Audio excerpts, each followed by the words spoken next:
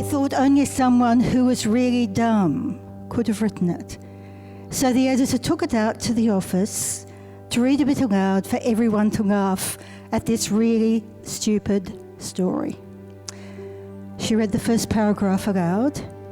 She read the second paragraph.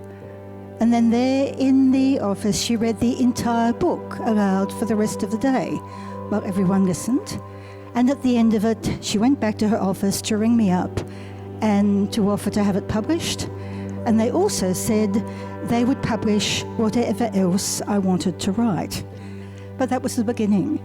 If it hadn't been for the Wombat, they probably never would have looked at it closely. They were getting so many books a day. They couldn't read them all, but they had never seen anything like the mess I sent in. Now,